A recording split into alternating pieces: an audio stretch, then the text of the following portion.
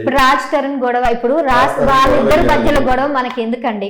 ఇప్పుడు రాజ్ తరుణ్ వాళ్ళది ఏదో కోర్టులో ఆల్రెడీ కేసు అది నడుస్తుంది. యాక్చువల్ గా ఇది ఇక్కడే చెప్తా, మామూలు ఛానల్స్ వాళ్ళకి మామూలు మన యూట్యూబర్స్ కి తేడా ఏంటని చెప్తా. ఓ టీవీ నైనో ఈటీవీయో మన ఎన్టీవీలో శాటిలైట్ ఛానల్స్ అన్ని ఏం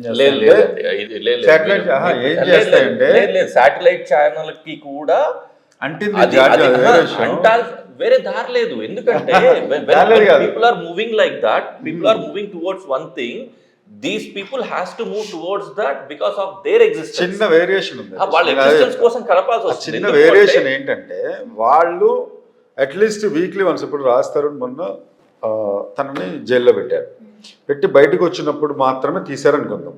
అది మళ్ళీ ఇప్పటి వరకు న్యూస్ లోపల ఉండదు పెద్ద ఛానల్స్లో. అయితే వీళ్ళు అనుక్షణం ఒక 1 month 2 months నుండి దాదాపు 2 నెలల అదే 2 నెలల నుండి కంప్లీట్ గా ఇప్పుడు ఆమె అలా ఉండవు వేరే ఛానల్స్. ఏం ఆంటీ ఆమె కుమారి ఆంటీ అయిపోయిన తర్వాత ఇప్పటి వరకు వీళ్ళకి ఇంత మసాలా ఎక్కడ దొరకలేదు.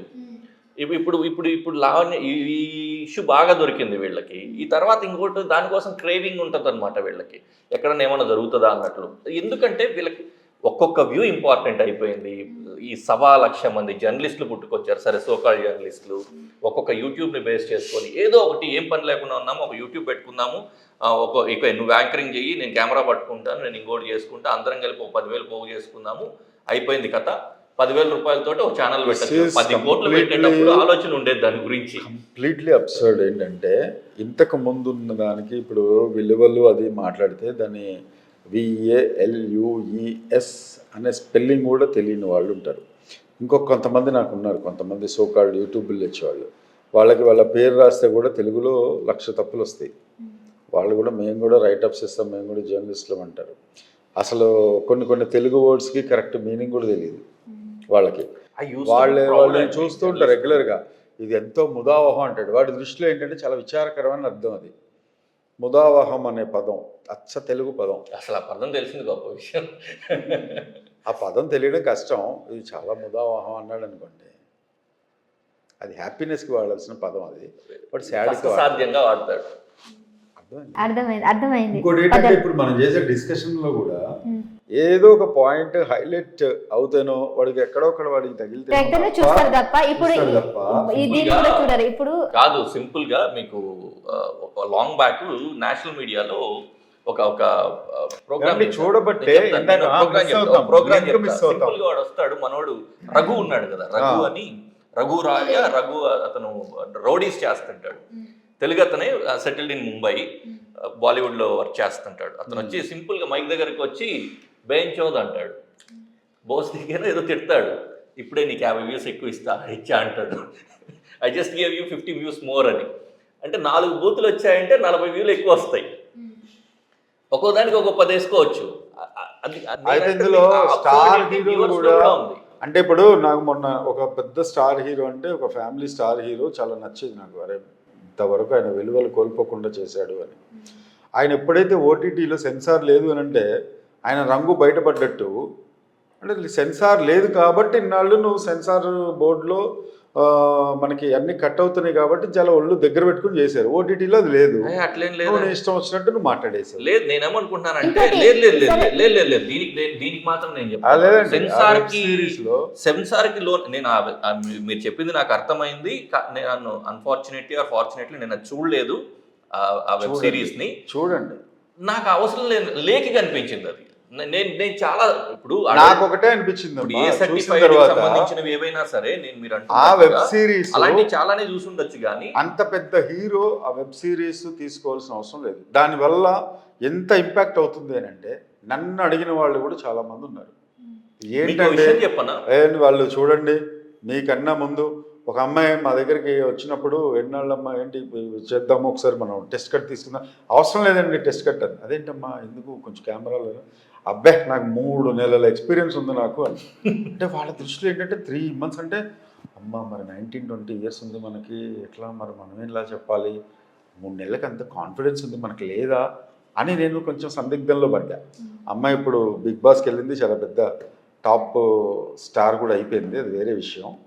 ఇప్పుడు నేను అనేది ఏంటంటే ఇప్పుడు మీరన్న ఎగ్జాంపుల్ చెప్పారు కదా, విలువలు ఎక్కడ పోతున్నాయి అనే దానికి సంబంధించి స్టార్ హీరోనే తీసుకున్నారు అనేది. స్టార్ హీరోని చూసి చాలా మంది ఆయనే చెప్పాడు. నాకేంటండి ట్రెండ్ సెట్టర్స్ అని ఉంటారండి కొంతమంది. ఇంకోటట ఏదో చిన్న ఒక చాలా ఎబ్బెట్టిగా మమ్ముట్టి మోహన్ లాల్ మొన్న ఏదో వీడియో బయటకు వచ్చింది. ఒక అమ్మాయి ఆన్ స్టేజ్ తీసుకోవడానికి వెళ్తుందట, అవార్డు తీసుకోవడానికి వెళ్తుంటే ఆయన చూపించాడు నాకు.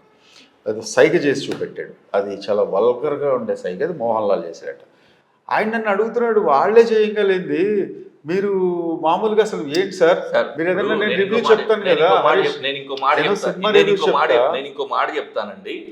ఆయన 2 తరాలని నడిపించాడు, నువ్వు నడిపించలేదే. ఆయన చేశాడు ఏదో సైగా అని చెప్పని నువ్వు అంటున్నావు. ఆయన ఏ ఉద్దేశంతో చేశాడో, అది ఏ విధంగా కన్వే అయిందో తెలియదు, నువ్వు లేవు స్పాట్లో. ఎవడో ఒక షార్ట్ కట్ చేసి నీకు చూపిస్తే నీకు అట్లా అనిపించింది. ఆయన ఏ ఉద్దేశంతో అదొకటనే కాదండి. ఇప్పుడు స్టార్ హీరోస్ లో కూడా వాళ్ళకి అసలు అవసరం లేకపోయినా కూడా వాళ్ళు అశ్లీలాన్ని ప్రోత్సహిస్తున్నారు. అవసరం లేకపోయినా కాదు, దిస్ ఈస్ కార్పొరేట్ ఎంట్రీ తోటి వస్తున్న చేంజెస్ అన్నమాట. వాళ్ళు ఏంటి, ఇప్పుడు దెర్ ఈస్ ఎ స్లోగన్, మీరు అంట ఓటీటీ కూడా వరల్డ్ వైడ్ నేను ఎక్కడ ఓటీటీలో చూసి సందర్భం వచ్చింది కాబట్టి ఎందుకో ఫ్లాష్ అయింది. అసలు ఆయన అంత అవసరం లేదు కదా, ఇది లేకపోయినా కూడా ఆయన అంత ఇదిగా చేయడం వల్ల చేశాడు. ఆడవాళ్ళు ఇది వరకు ఎదుర్కొంటే ఎవరన్నా ఉంటే బస్సుల్లోనో ట్రైన్స్ లోనో ఇంకో చోట మనం కొంచెం ఒళ్ళు దగ్గర పెట్టుకుని మాట్లాడే వాళ్ళు కూడా ఇష్టం వచ్చినట్టు మాట్లాడకుండా నోరు కంట్రోల్ చేసుకుని మాట్లాడారు. వాళ్ళ పాయింట్ అంత దూరం ఆలోచించరు. మీరు ట్రైలర్స్ చూడండి, మీకు సినిమా థియేటర్లో ట్రైలర్ ఒకలా ఉంటుంది కట్ చేసేది, మీకు యూట్యూబ్లో ఉండే ట్రైలర్ ఒకలా ఉంటుంది. అంత దిగజారిపోయి వ్యూస్ కోసం అంత చేయాల్సిన అవసరం నేనేమంటున్నానంటే హౌ కార్పొరేట్స్ డీల్ అనేది. ఇప్పుడు ఈయన ఏదైతే ఓటీటీ గురించి మాట్లాడారో అదే ఓటీటీ దానికి సంబంధించి వరల్డ్ వైడ్ ఒక స్లోగన్ ఉంది, లెట్స్ నెట్ఫ్లిక్స్ అండ్ చిల్. ఇది స్లోగన్. ఒక అమ్మాయి అబ్బాయితో కానీ అమ్మాయితో అబ్బాయి కానీ ఏదైనా చెప్పాలనుకుంటున్నప్పుడు ఇది ఒక కామన్ సేయింగ్ అనమాట. Hey what are you doing today అంటే ఐఎమ్ డూయింగ్ నథింగ్ అంటే లెట్స్ నెట్ఫ్లిక్స్ అండ్ చిల్. అదేంటంటే అది ఒక రకమైన ప్రపోజల్ అనమాట. అంటే సమ్ కైండ్ ఆఫ్ డేట్ లాగా అనమాట. ఆ సొసైటీలోకి అంటే ఆ ఓటీటీ ఎంత ఫేమస్ అవ్వాలి అనుకుంటే ఆ సొసైటీ అంత డెవలప్ అవుతూ ఉండాలి. వాళ్ళ పందాలోకి ఆ సొసైటీని డ్రాగ్ చేసుకోవాలి. అది వాళ్ళ ప్లాన్, వాళ్ళ సైకాలజీ అట్లా ఉంటుంది. అది చిన్న చిత్తగా వాళ్ళని పెట్టుకున్నారనుకో ఆ సొసైటీలో, వీళ్ళని తిట్టి ఉరుకుంటారు. అదే పెద్దవాడిని ట్రాక్ చేశారనుకో వాడు ఒక ఎగ్జాంపుల్ సెట్ చేస్తాడు. ఇప్పుడు అంత పెద్ద హీరోని అట్లా తీసుకురావడానికి రీజన్ అది ఆ కార్పొరేట్ ఉచ్చులో వీళ్ళు పడుతున్నారు, మనల్ని తీసుకెళ్తున్నారు. పబ్లిక్ ఎఫెక్ట్ అవుతున్నారు కదా. ఫైనల్ గా చెప్పేది పబ్లిక్ ఎఫెక్ట్ అవడంతో పాటు సొసైటీ తేవడంతో పాటు కిడ్స్ ఉన్నారు. మన కిడ్స్ తోటి మనం చూడగలమా? అది నో, చూడకండి. ఎవరు చూడమంటున్నారు కదా? లేదు అట్లాంటివి కాదు. నేనేమంటున్నానంటే వాళ్ళు తీయడంలో నేను ఆ పర్టికులర్ దాంట్లో మాత్రం నేను చెప్తున్నాను, ఇది is nowhere related, we can discuss and he should not do, we should not see అనేది ఐఎమ్ నాట్ చెయ్యట్లా. నేను అది వాళ్ళు మనం ఆపమన్న వాళ్ళు ఏమో ఆపే ఇదిలో లేరులేండి, కానీ అది కాదు. కాకపోతే ఏంటంటే అది directly or indirectly affecting the YouTube channels. అంత పెద్ద ఆయన చేశాడు. మేము ఇప్పుడు ఒకటి రివ్యూస్ చెప్తారండి కొంతమంది, దానికి సంబంధించి మనము సినిమాకి సంబంధించింది మాట్లాడుతూ ఉంటాం రివ్యూస్. ఇంకొకటి వస్తాడు, వాడు ఒక 4 దానిలో బూతులు వేసిన దాకా మీరు ఏదో చెప్పాడు కదా, అదేదో మాట్లాడతాడు, మాదర్ చోద అంటాడు, బ్యాన్ చోద అంటాడు, ఏదో అంటాడు. ఓకే అనేసిన తర్వాత దానికి సంబంధించిన వస్తాయి. అసలు మనకు కావాల్సింది సినిమా రివ్యూనా లేకపోతే ఇదా? మనం క్వశ్చన్ చేయాల్సింది వ్యూవర్స్ని. లేదు నేను నాకెందుకో తెలియదు కానీ బూతులు వాడడంలో తప్పు లేదు, అదే పనిగా వాడితే తప్పు అంతే. కానీ ఇప్పుడు అతను మీరు అన్నారు అంటే ఫ్రీడమ్ ఆఫ్ స్పీచ్లో లాంగ్వేజ్ మనం వాడుకోవచ్చండి. నోర్ముయిరా అని మామూలుగా అనుకుంటాం, నువ్వు అది వాడచ్చు. కానీ నోర్ముయిరా అనడానికి సెంటెన్స్ రాయడానికి లేదు. అంతకు మించి లేదు కదా, దండిగా ఉంది. నేను ఇప్పుడు చెప్తా, ఇది పబ్లిక్ ప్లాట్ఫామే కదా. లేదు కంపారిటివ్ మీడియం అనేది పబ్లిక్ ప్లాట్ఫామే కదా. నేను చెప్తున్నాను వినండి, మనకు కావాలంటే మీరు ఎవరైనా అడ్వకేట్స్ అడగండి. మీరు పబ్లిక్ ప్లాట్ఫామ్స్ లో ఎలాంటి వల్గారిటీ యూజ్ చేయడానికి లేదు. దట్టు ఒక లేడీ వాళ్ళు పబ్లిక్ ప్లాట్ఫామ్ పెట్టుకోవట్లేదు, వాళ్ళు అందుకనే మైక్రోకి వెళ్ళారు. ఒక చదువుకొని కోల్పోయారు అంటున్నాను. వాడి అన్ఎడ్యుకేటెడ్ ఒకలాగా పోర్ట్రే అవుతుంది. ఇప్పుడు ఇందాక మనం అనుకున్నాము, అది నిజం. చూసే వాళ్ళకి అన్ఎడ్యుకేటెడ్కి ఏమవుతుంది, అరే నేను ఇది అనొచ్చు, నేను ఇలా ఈ రేప్ కేసులు అవన్నీ రావడానికి కారణం ఏంటి, వాళ్ళల్లో ఉన్న యానిమల్ ఇన్స్టింక్ట్ అనేది బూస్టప్ అవడం. ఆ బూస్టప్ అవడానికి డెఫినెట్గా యూట్యూబ్ ఛానల్స్ కావచ్చు, ఓటీటీలు కావచ్చు ప్రొవోక్ చేస్తున్నాయన్నది ఎలాంటి సందేహం లేదు.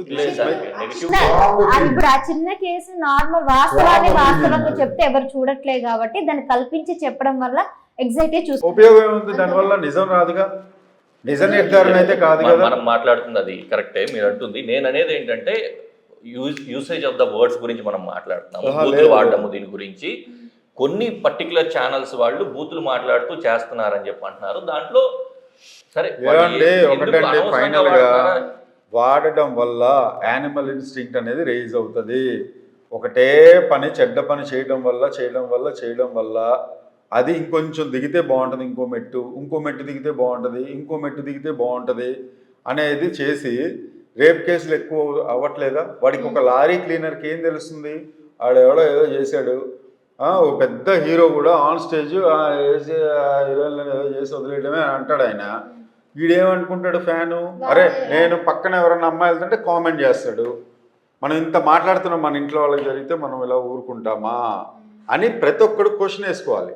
నేను ఇంట్లో వాళ్ళతో కలిసి ఇది చూడగలనా, మన ఇంట్లో బిడ్డలు ఉంటారు, మన ఇంట్లో ఆడవాళ్ళు ఉంటారు, మన ఇంట్లో ఇది ఉంటారు, ఇది అబ్సర్డ్ చేయగలమా వాళ్ళు. ఇప్పుడు ఒక ఆయన మీరు ఈ వ్యూ తీసుకొచ్చాడు, లేదండి స్టేజ్ మీద కంపల్సరీగా ఇంటర్ రిలేటెడ్. నేను చెప్పేది ఏంటంటే ఒక హీరో ఈ మాట అన్నాడు అంతే లైట్ గా తీసుకొని సొసైటీలో ఇంకొకటి బిహేవ్ చేస్తున్నాడు అనేది సమ్వాట్ ఇట్ ఈస్ ఓకే. కానీ ఒక సినిమా అనేదో ఒక సినిమా అనేదో ఒక సిరీస్ అనేదో చేసినప్పుడు నా ఫ్యామిలీతో కూర్చొని చూసుకోగలమా అంటే 1,00,000 సినిమాలు ఉంటాయి ఫ్యామిలీతో చూడలేనివి. అందుకనే ఏ సర్టిఫికెట్లు ఇస్తారు, UBAలు ఇస్తారు. అది దానికి నియంత్రణ ఉండాలనే దాని గురించి మాట్లాడుతున్నారు. దానికి లేదు అన్ఫార్చునేట్లీ. అంతేకాదు యూట్యూబ్ లో వచ్చే న్యూస్ కి సంబంధించి నియంత్రణ ఉంటే బాగుంటుంది అనుకున్నాం. ఎందుకంటే స్వీయ నియంత్రణ అనేది లేనప్పుడు కనీసం ఎవరో ఒకరు మన పైన ఇలా చేయడం వల్ల ట్రిగ్గర్ అవుతుంది, సొసైటీకి నష్టమే. ఏంటంటారు ఇలా చేయడం వల్ల నియంత్రణ గురించి మాట్లాడుతున్నాము. చేయటం వల్ల నియంత్రణ ఓకే, అది నియంత్రణ అనేది ఇప్పుడు అప్పట్లో అయ్యే వ్యవహారంలో నాకైతే కనిపించట్లేదు. ఓకే, ఎందుకనంటే కొన్ని వేల లక్షల యూట్యూబ్ ఛానల్స్ పుట్టుకొచ్చిన నేపథ్యంలో కొన్ని ఏదన్నా ఈ రేప్ అనేవి లేకపోతే క్రైమ్ అనేవి లేకపోతే ఇంకోటి అనేవి ఈ అక్షరాలు ఏదన్నా టెక్స్టులు కానీ వాటిని పెడితే అవి డిలీట్ అవుతుంది తప్ప ఒక లోపల ఉండే వాటి ప్రకారం ఆల్గరిథమ్స్ ప్రకారం మామూలుగా అయితే ఒక మాన్యువల్గా వీటి మీద నియంత్రణ చేసేది లేదు. అందుకే కేంద్ర ప్రభుత్వం కూడా సెల్ఫ్ నియంత్రణ ఉండాలి, మన నోటీస్కి వస్తే మాత్రం మీ మీద యాక్షన్ తీసుకుంటామని చెప్తుంది.